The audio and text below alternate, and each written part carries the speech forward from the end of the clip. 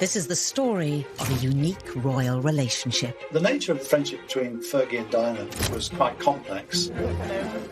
Of two women who became the strongest of friends and allies. I don't think you can underestimate how close they were. But who were also rivals, plagued by insecurity and doubt. I remember Diana saying to me, well, you don't need me anymore, you've got Fergie now. They appeared an odd pairing. Shy Di, loud, fun-loving Fergie. This barrel's for me. They were really chalk and cheese. It was always an uneasy friendship that was likely to end in tears. They also shared a special connection beyond their royal roles. I think a lasting bond between these two women was the fact that they were damaged by the breakup of their parents' marriages. Tonight, we ask what brought Fergie and Diana together. Diana had an agenda here. She wanted to see one of her close friends marry into the royal family. What kept them close? She had quite a set too with Princess Anne, who was complaining about something that Fergie had done, and Diana stood up for her and said her piece. And what drove a wedge between them. Diana would be quite emotionally cruel. And if someone upset her, she'd just cut them off. Royal insiders reveal how, in good times and bad, they stood side by side. They were both plotting to leave their husbands. The world didn't know, the media didn't know. She wanted to give Diana the courage to break loose as well, which is why she would say, you jump, and I'll jump too. And how the friendship finally faltered. Diana was absolutely furious. If that's how she wants to behave, and if she wants to go on television and talk about me, she's not going to be spoken to ever again by me. Ending in tragedy and regret. And on the night that Diana died, Fergie was in Italy and called her, and of course she didn't answer. This is the story of Fergie and Diana, the royal wives at war.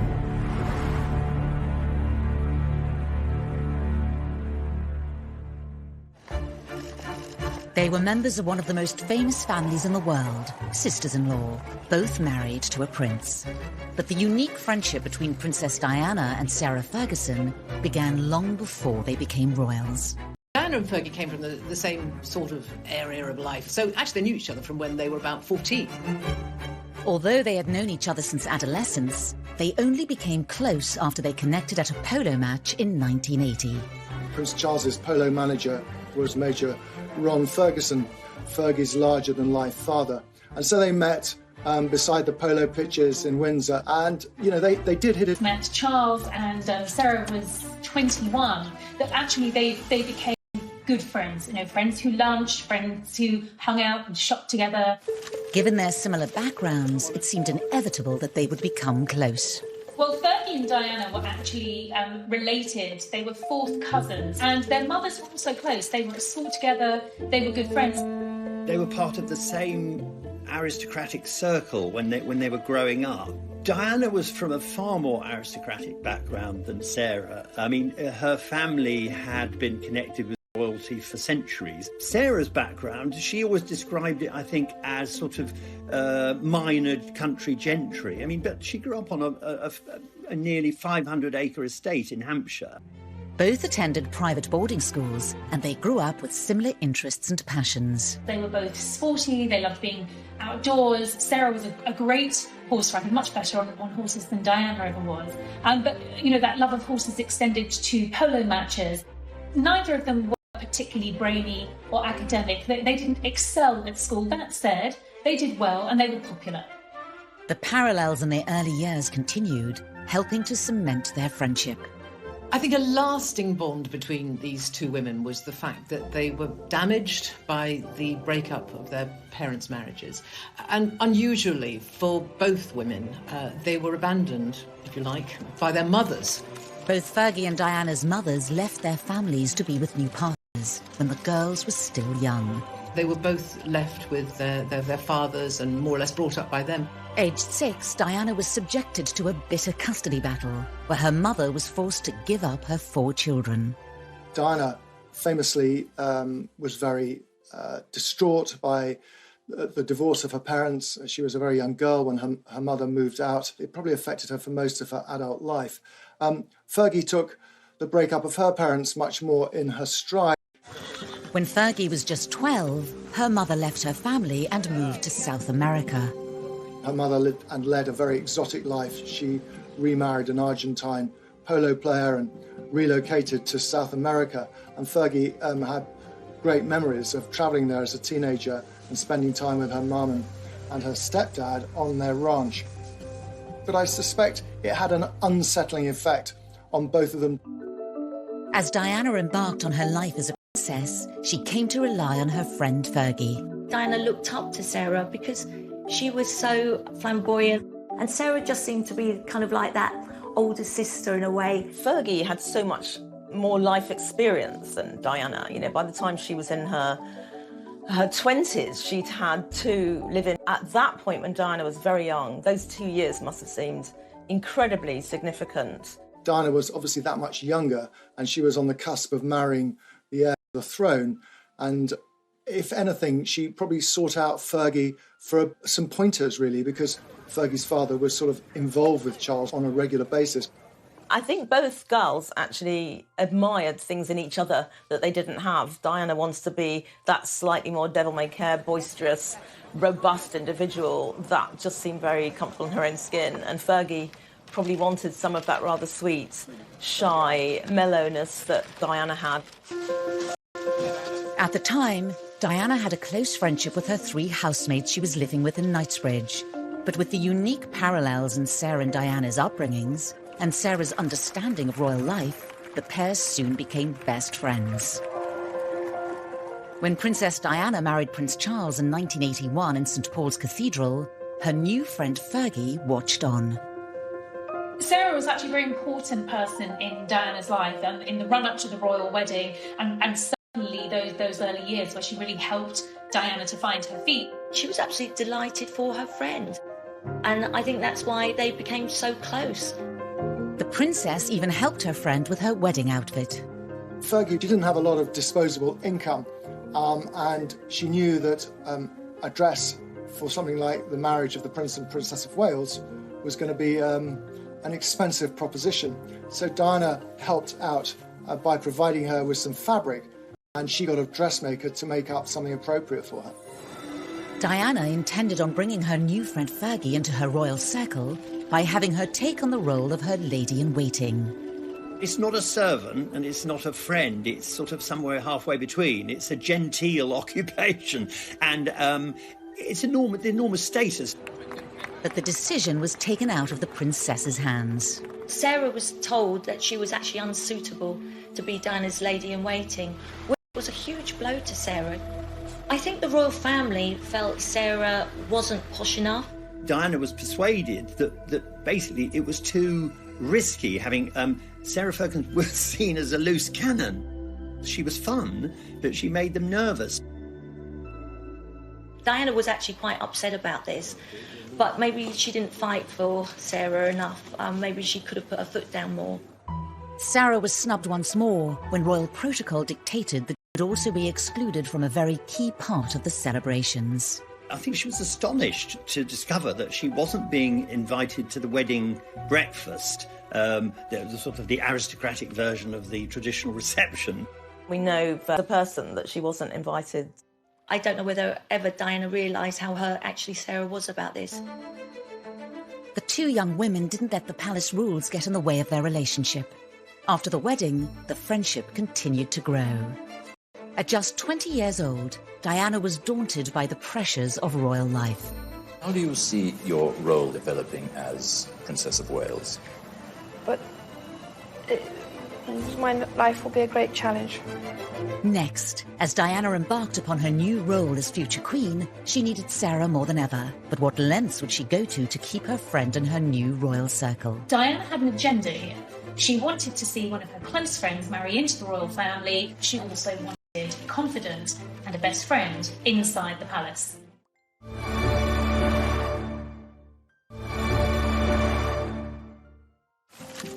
As Princess Diana attempted to settle into her new role as future queen, aged just 20, she turned to her friend Sarah for support. Diana found her someone, a sounding board, if you like, someone she could confide in, and she found her early months in the royal family extremely trying.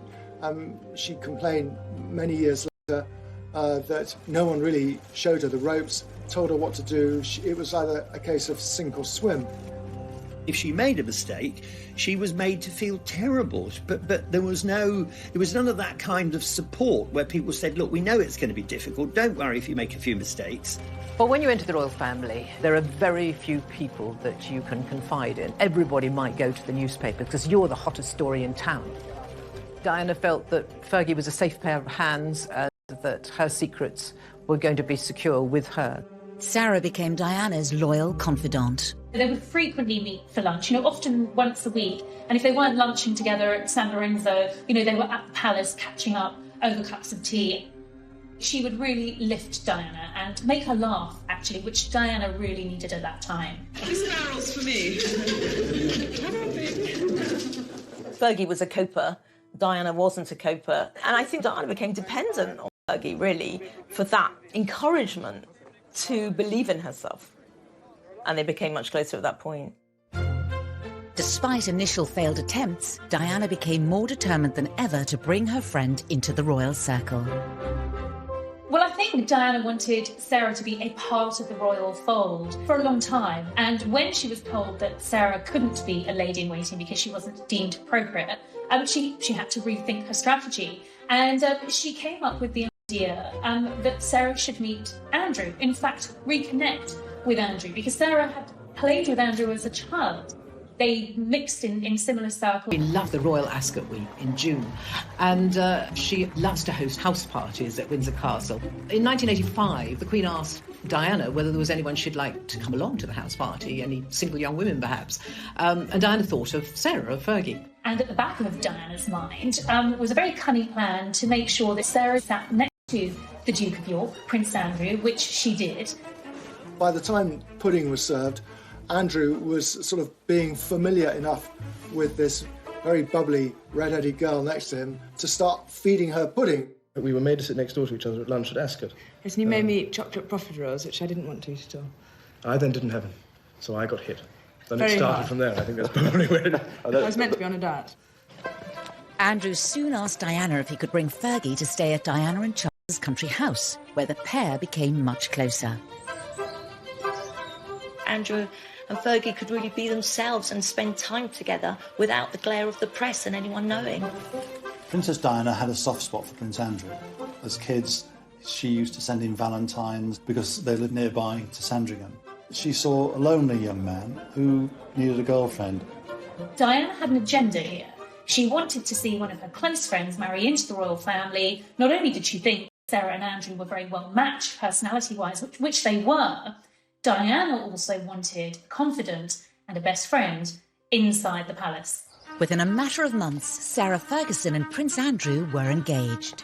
In the lead-up to the wedding, Fergie made it clear that fitting in with royal convention was not a priority, and she immediately started to encourage Diana to follow suit. So Fergie was the first person to ever have a proper hen party or a bachelorette party, to which Diana was invited. The details were revealed in Sarah's autobiography. They had a lot of fun. They dressed up as policewomen and they caused a bit of a scene at the palace. Now, these two apparently got put into a police van where the policeman recognised Diana and said, "Oh my goodness, I'm so sorry," and they all fell in fits of laughter. And I think Diana had the devilment, but Sarah was game to do it. Prince Andrew was celebrating his stag party on the same evening with friends, including Sir Elton John. The girls decided to drop in. Diana and Fergie gate crashed into Annabelle's nightclub where Andrew was there. They were hiding behind chairs, watching Andrew. Little did he know that they were there and spying. They managed to con the policeman into shutting the palace gates just as Andrew's car was arriving back from the stag night. So he thought something was up and madly put his car into reverse and went whizzing around the Victoria Memorial, I think. At which point they thought, well, maybe we've... This royal world. For Diana, this was sort of manna from heaven. This was, a whole new world of sort of spiritual freedom in a way. Two are better than one, so if she gets someone like Fergie in the royal family too, perhaps together they've got that support as a team to try and change some of the really, archaic traditions of the royal family. On the 23rd of July, Sarah and Prince Andrew were married, just 6 months after becoming engaged. Sarah's wedding day was in great contrast to her friend Diana's, and the differences in their characters were clear for the world to see. Fergie looks like she was born to this wedding. Giggling, looked like she was having fun. I think there was some giant teddy bear even that she went off with in the carriage when she went to her honeymoon. Diana and Charles, very, very formal affair. Lots of sort of sidelong glances from Diana, real shyness. Diana's had a lot of heads of state and important people because it was the future king and queen who were marrying. With Fergie, it was that bit more relaxed. And you could see that even with the balcony scene where Prince Charles asks his mother, "May I?" when the crowd say, "Give her a kiss," whereas Fergie's there with her hand cupped to her ears as they're roaring, "Give her a kiss."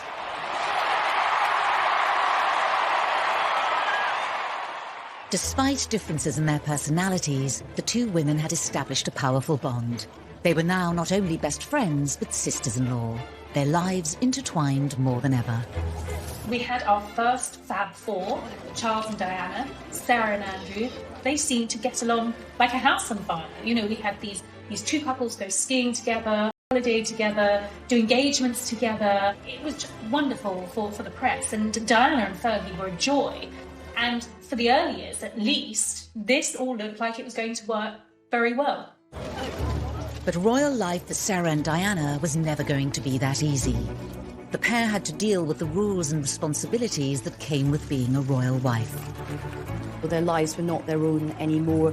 They weren't just able to sort of do what they wanted. And I think they both realised after they got married that they had not married into a family, they had married into a firm.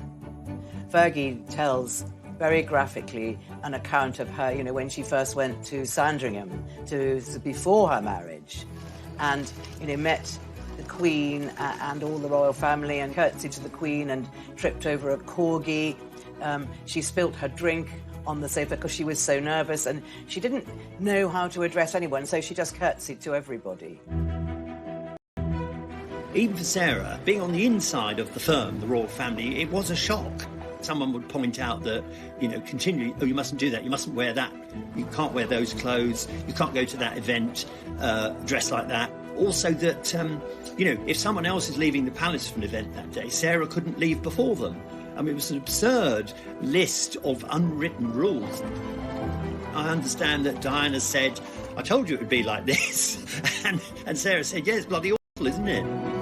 For Fergie, Diana's experience was vital. Fergie came to rely on Diana as Diana had relied on her. Sarah certainly looked to Diana for guidance and help in the early years of her marriage and early years of learning the ropes of royal life. I suspect that maybe Andrew was reasonably supportive, but essentially he was away because he was in the Navy, and for most of their marriage he was at home for only 40 days of the year. The princess quickly became the Duchess of York's guide. Diana helped Sarah deal with being at public events where you can't throw bread rolls around and shriek and get drunk. Don't say anything controversial and try not to flirt with all the men, which was very difficult for Sarah. Diana's kindness, wanting to repay Fergie for her support, really came shining through. Even before the Duchess had become royal, Diana had been there to support her, particularly during Fergie's first appearance in the royal family, which caused her great anxiety. Fergie asked Diana to come with her, and Diana gave Sarah all the right advice on how she should handle herself that day. She even provided her with an outfit to wear.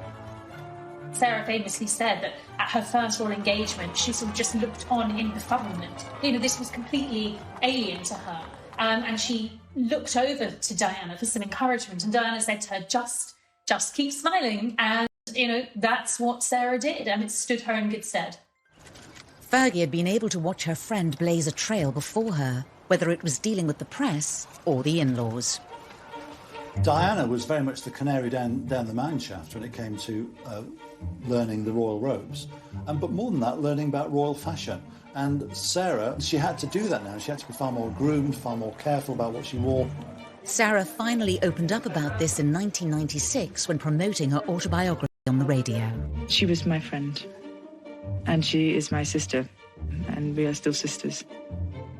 I tried to emulate her and dress like her, but when you've got very little confidence, you sort of make a nonsense really of everything. Diana was an old hand at this. She'd been married for a number of years. She had the 2 boys. She was someone who Sarah Ferguson could simply copy. Safe mimicking Diana's behaviour, because Diana was always ahead of the curve. It's an interesting revelation about Fergie's self-esteem, because for all the outward confidence that Fergie's got, clearly, you know, even she was struggling with joining the royal family. In the early months of Fergie's royal life, Diana even defended her in front of important members of the royal family. Diana had quite a set too with Princess Anne, who was complaining about something that Fergie had done, and Diana stood up for her and said her piece. And it was rather brave of Diana. She more or less asked Anne, you've got to give her a break, and Fergie's good for the family, but she's finding it hard to adjust, just as I did. For Diana, Fergie's entry to the royal fold was a godsend. It took at least some of the attention away from her at a time when the pressure was becoming unbearable. I think certainly it was a tiny bit of respite, not being in the glare of, you know, the public eye the whole time. I think probably it was, you know, kind of helpful for her. Sarah became a much-needed ally within the family. She strived, I think the words she used, to protect her as a sister and as a friend at all times. I mean, that was really important for Fergie to stop the firm getting at Diana. She really was very protective of her. She'd stick up for her. Diana knew that a lot of the royal family didn't like her. She felt picked on by some of the royal members. While Diana had a head start as a royal, Fergie had more life experience to draw from. Well, Fergie and Diana had very different entry points into the royal family. Fergie was a much more experienced woman. She had had a job in publishing. She had been very well travelled. So she just was more mature. She was more sure of herself. I think what Diana needed all the time was someone to reassure her, someone to say it's okay to question, to challenge what you're asked to do and how you're supposed to behave. It's your life as well. As both women attempted to navigate the mounting pressures of royal life and the difficulties in their relationships, they also looked for guidance from other sources.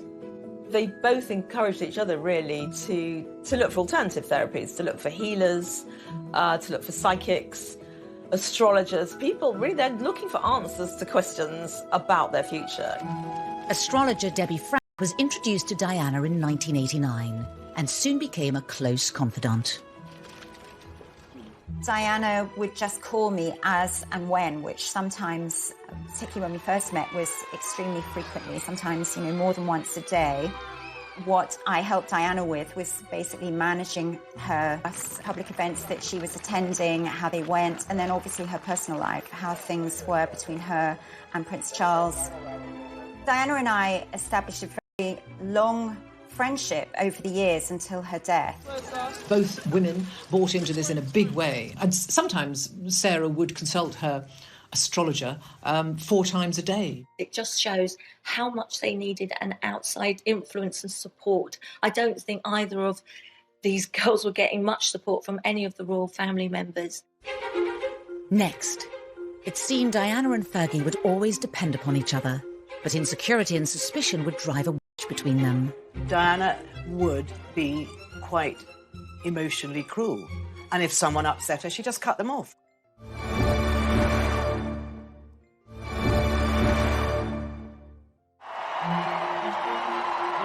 Marrying into the royal family brought Sarah Ferguson and Diana closer than ever. But the pressures of royal life would ultimately break their bond.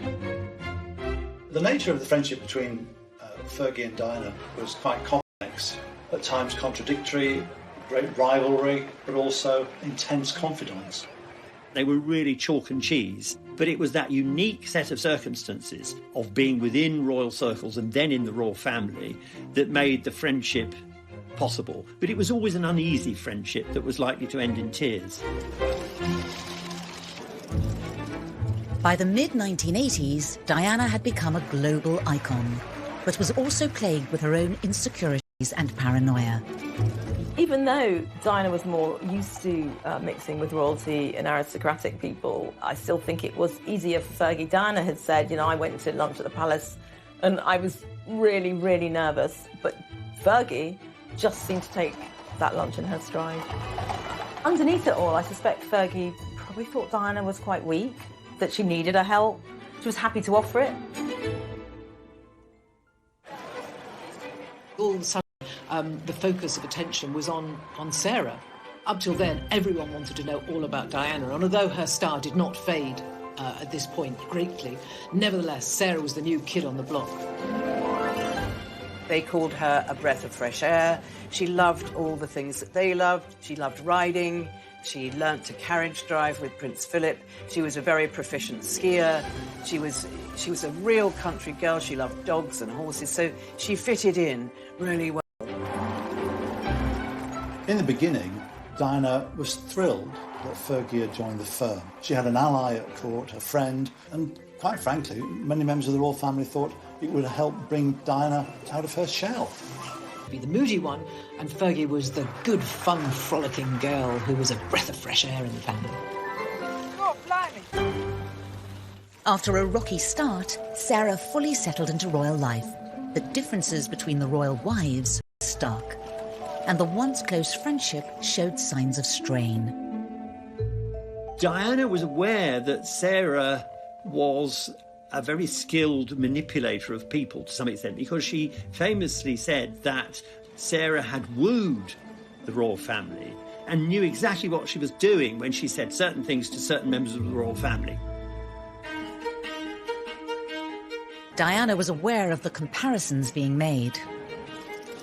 She admitted that she got terribly jealous of Fergie. I think, you know, the Queen and Sarah seemed to have an easier rapport. Sarah made this foray into the royal family look easy when, as Diana said, she herself was struggling to survive. There was a point at which Charles said to Diana, "Why can't you be more Fergie?" Now, for someone whose self-esteem is already pretty low, who's feeling very vulnerable, that wasn't just a rebuke. That would have been one of the most cutting, hurtful remarks that her husband could have made to her.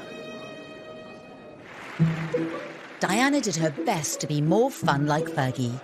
One attempt at Ascot in 1987 was to backfire. There was one occasion at Royal Ascot which they spotted a friend of Fergie's in the crowd, and they were all carrying umbrellas, and they poked her bottom with this umbrella. I mean, it's all very funny, but the repercussions were huge, and they were both upbraided for sort of misbehaving in public. As the pressure on the Princess of Wales grew, Diana's marriage and health suffered. The royal family didn't understand Diana. Diana said much, much later that she thought that they'd never heard of postnatal depression, which she had after Prince William was born. And, you know, she was also unhappy in her marriage because she was convinced that Charles was seeing Camilla, and she became obsessed with Camilla. She was bulimic. The Queen always said she's like a nervy racehorse. And she said, treat her with kid gloves. Later on, they blamed the failure of Diana's marriage on her bulimia, which wasn't really the case at all. So I think Diana was very much misunderstood. She was unsure of herself, and she was very emotional. And the royal family are not used to people who emote. You don't do that. You have a stiff upper lip. If you wish to cry, then go to your room kindly and do it there. But Diana wasn't that sort of... Both women were struggling with their royal lives. I don't think either of them quite realised how their lives were going to be ruled by courtiers, diary meetings, protocol, doing things correctly.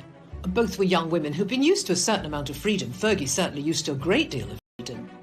I think there were certainly times when Sarah just felt that she didn't measure up to her. She often compared herself to Diana, and I think there were times when she felt inadequate, whether it was that she wasn't as pretty as Diana, she wasn't as slim as Diana, she wasn't as loved as Diana. And as much as they were firm friends, there was a fair dose of royal rivalry between the two of them. Increasingly unhappy in her loveless marriage, Diana watched the loving marriage of her friend played out in the public arena.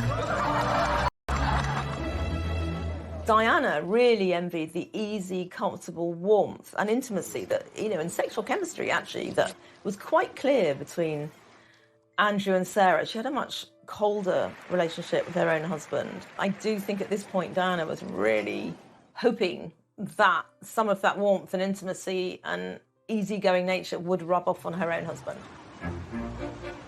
It was a stark contrast to Fergie's marriage. They were unlike any other royal couple. For the first time, a genuine affection was public. They were a very tactile pair.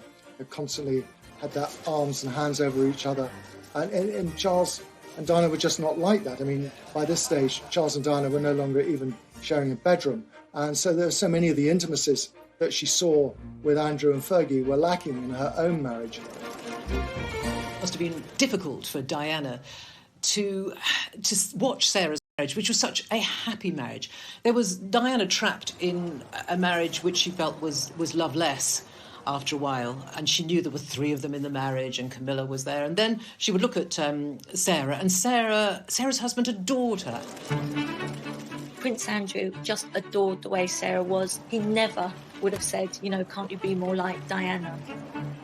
It was very difficult for Diana because she started to get paranoid, and she also looked at Sarah and thought, well, actually, how can I trust a woman that is sleeping with my brother-in-law, and everything I tell her, she's going to tell him? And that paranoia, which happened a lot with Diana, with other people, had really set in. And she started just not being able to open up and trust Sarah anymore. The national Fergie mania was beginning to wear off, inside and outside of the royal family. It didn't take long before the honeymoon was wearing off, and people rather tired of that exuberance that they'd once loved. It began unflattering headlines in the press. In an effort to win back public support, Fergie took part in a TV game show arranged by Prince Edward. It's a royal knockout. Will go down in royal history as one of the biggest cock-ups of all time, I think. It was a disaster from beginning to end. It was absolutely humiliating. Sarah, with her usual gusto, entered into it, and if she gets into something, she does it with bells on. We're the best blue bandits there are. Diana famously did not take part, nor did Charles. He thought it was something that was beneath them. In a way, it's kind of unfair. Fergie took a lot of the blame, the flak, if you like, almost a scapegoat. Big bad blue bandit! Her behaviour was being commented on, and I think then is when Diana came into her own. Diana got the headline, the Queen of Hearts and the People's Princess. But I think Sarah knew she could never be that. She could see that in Diana from the start, how serene she was. She looked a bit like the perfect princess. She looked like a supermodel. Sarah is honest and knew, look, I'm never going to be that person. She really was happy for her. Sarah knew her downfalls, but knew what she was good at. Next. In public, Diana and Fergie's friendship was masking a private rivalry. But over time, each became skilled at using their public image to gain the advantage. Without that determination to keep it going, their friendship would have started to sort of collapse.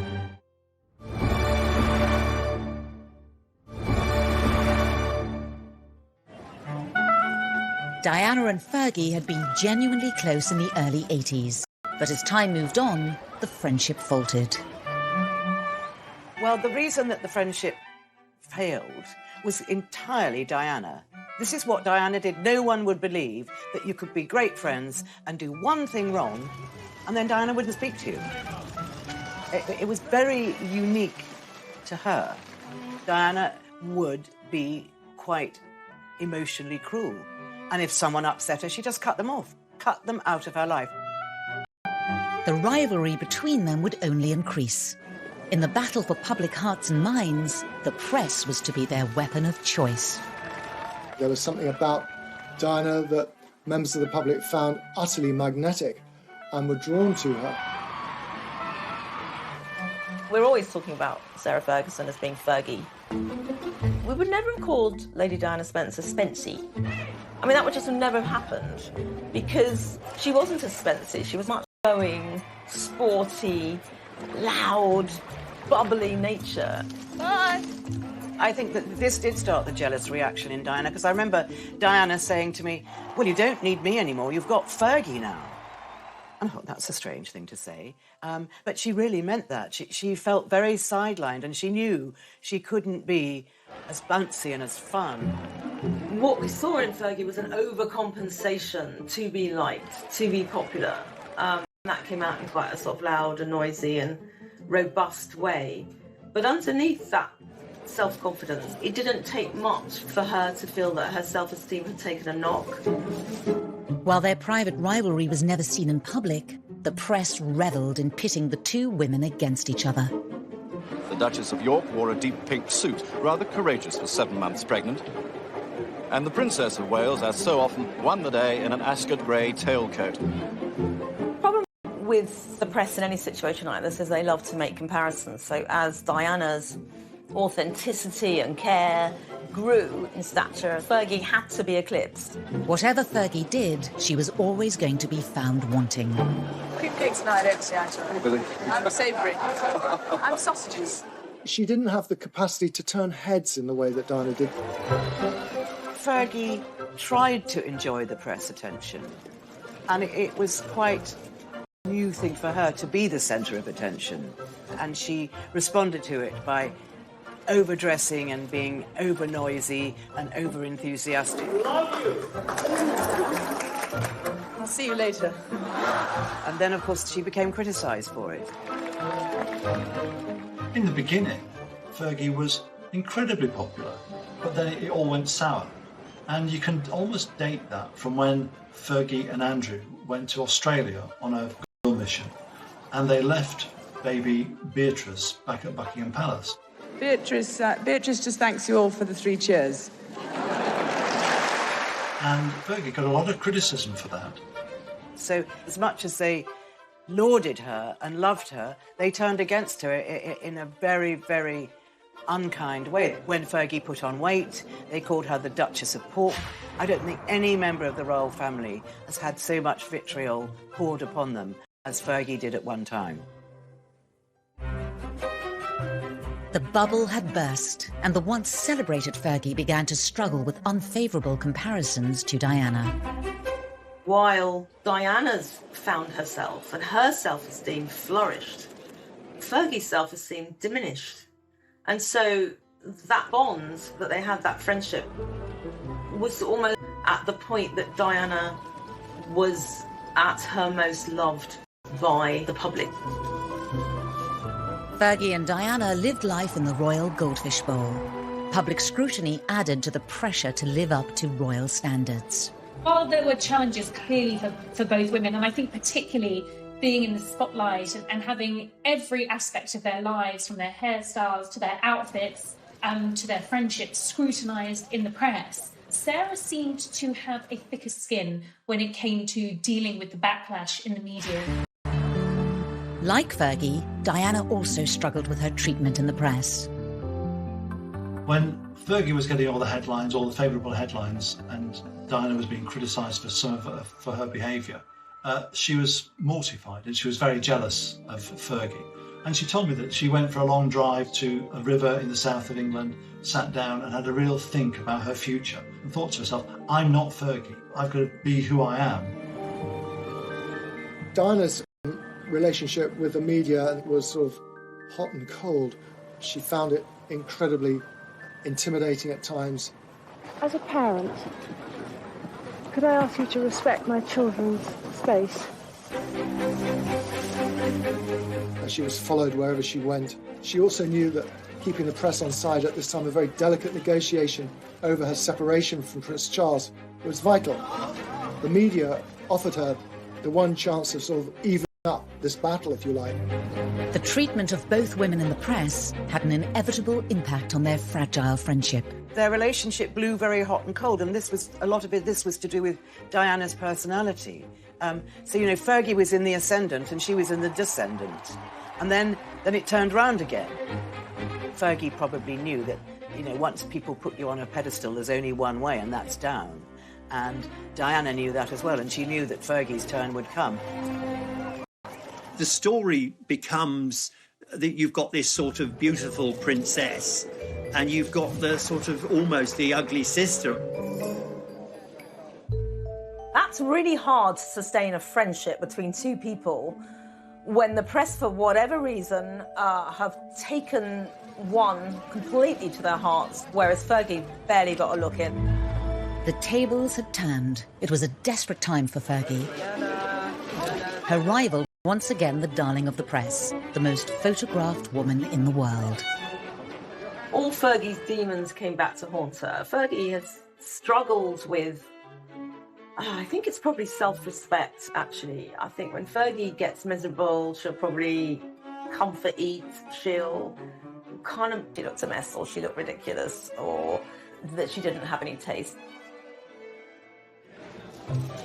The rivalry in private and in public was growing, and each would try to outcompete each other in the headlines.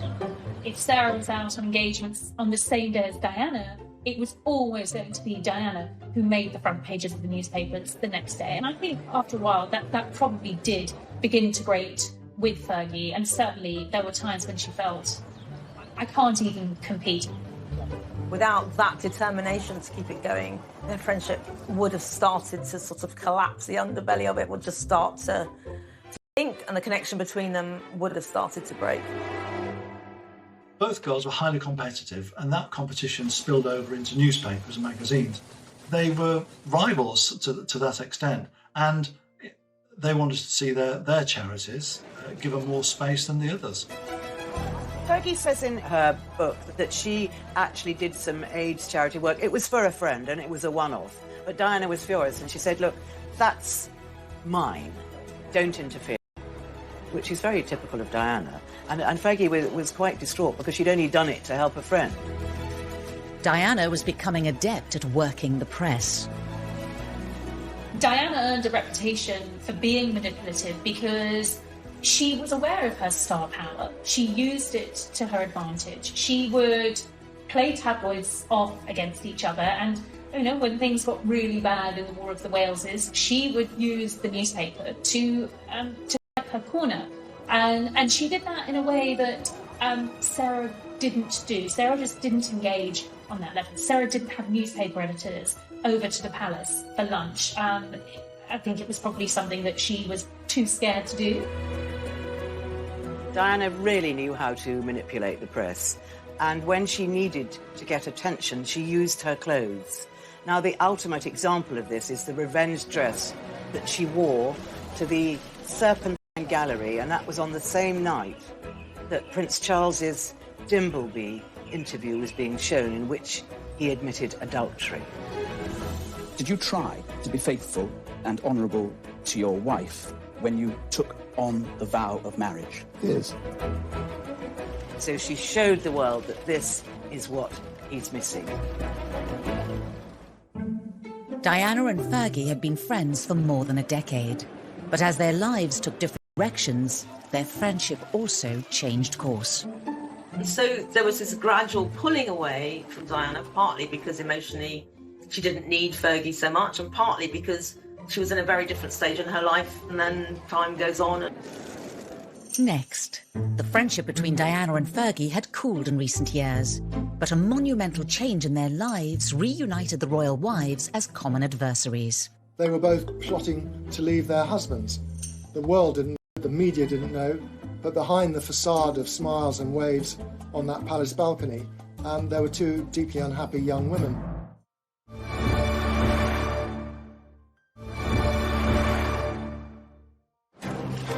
After a turbulent decade of friendship for the royal wives, the next chapter saw one final heartbreaking rift. On the 15th of June 1991, Diana, Princess of Wales, and Sarah, Duchess of York, stood on the balcony of Buckingham Palace and presented a united front to the world.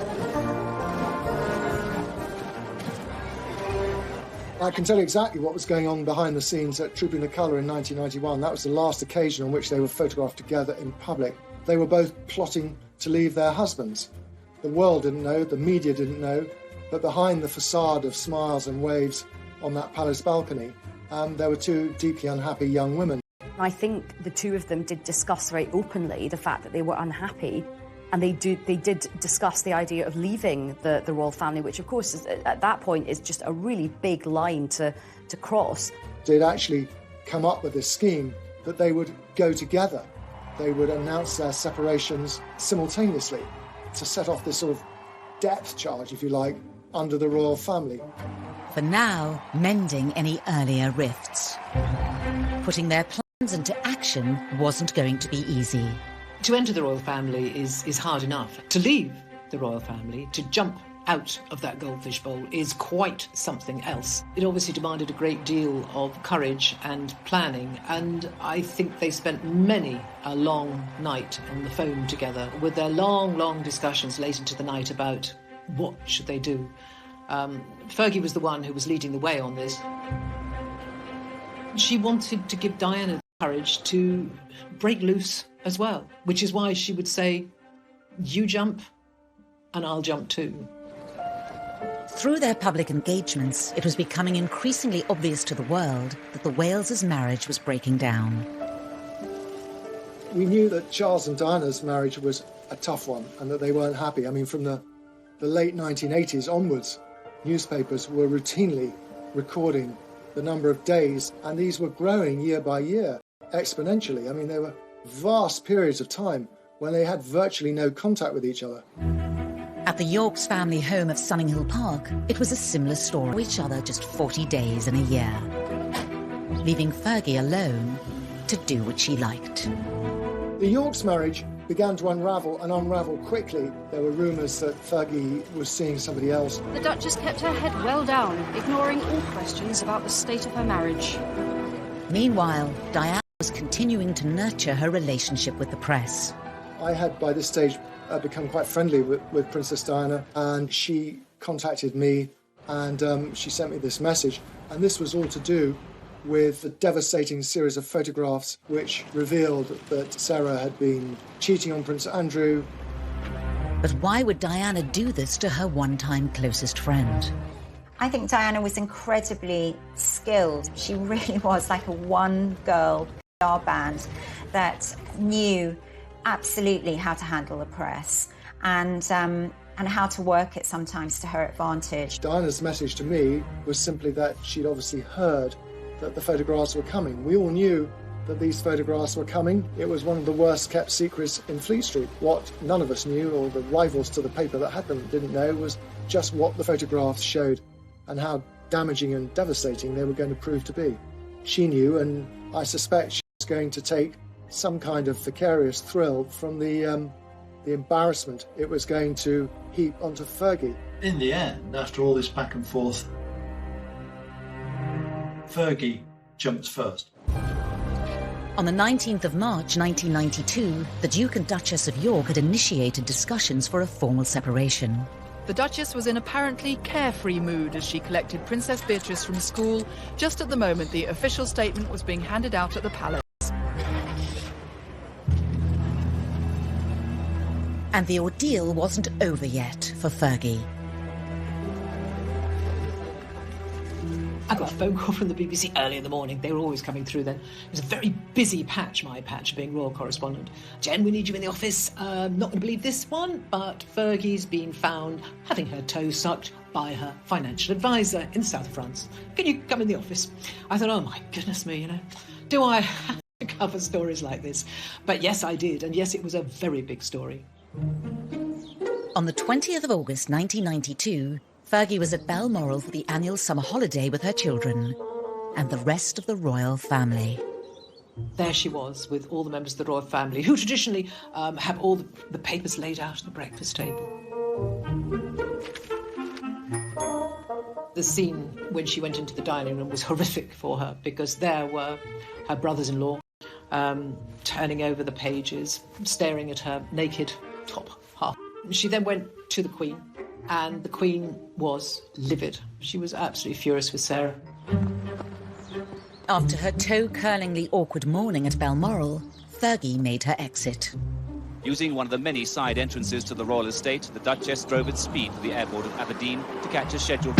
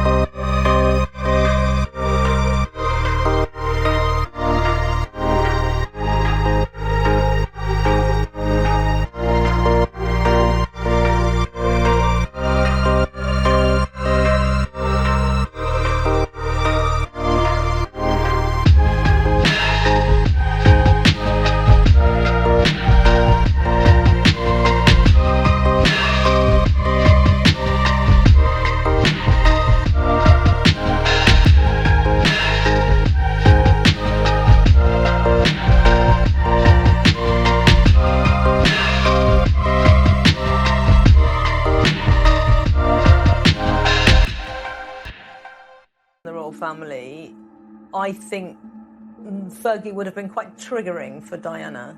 Diana very much became her own woman, and the only people she adored and depended upon and had unconditional love for really were her two children. She was very self-contained in that way. Fergie turned to someone surprising for support. Her former husband. Andrew became almost what Diana was to Fergie during her difficult times. She'd gone back and redeveloped or reignited that friendship with her husband, whereas Diana didn't need Fergie. In 1996, Fergie decided to put her story across. She'd watched Diana do it in the Andrew Morton book in 1992. Now it was her turn. The Duchess today in a New York bookshop, helping launch her just-published autobiography. It was very frank, very telling. It was an interesting read, quite poignant, actually, in many places. But behind palace gates, a storm was brewing. Diana was annoyed with Fergie, and Fergie was promoting her book, and she'd promised Diana that whatever she did, she wouldn't mention Diana in the book or in any interviews. But of course, all anyone that interviewed Fergie wanted to talk about was her relationship with Diana. And there was one particular line the press seized upon. Diana was absolutely furious about this. She really, really found that very distasteful.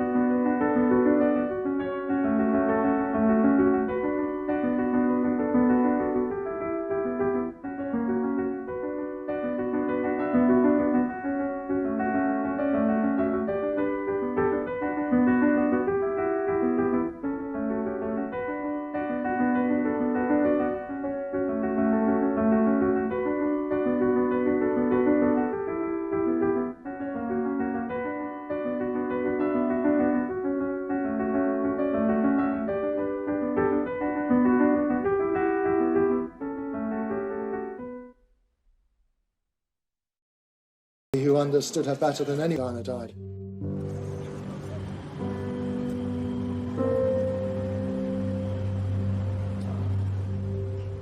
Diana's death sparked days of extraordinary public grief and brought to a tragic end one of the most compelling chapters in the history of the modern royal family.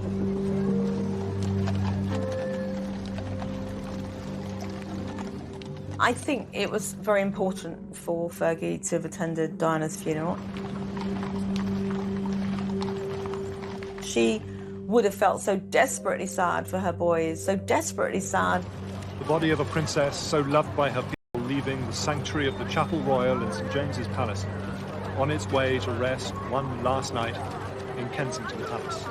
I think if Diana was around today, she and Sarah would definitely have gotten over Veruca-gate. And I think there would still be a firm friendship. You know, after all, they went through so much together. I don't think you can underestimate how close they were and how unique their lived experience had been. You know, they had shared something really, really unique and special and traumatic at the same time. Ultimately, these two women had shared an enormous amount together and a unique experience together. So few people know what it's like to marry into the royal family, to be transported from being an ordinary person to a princess or a duchess and all that goes with it.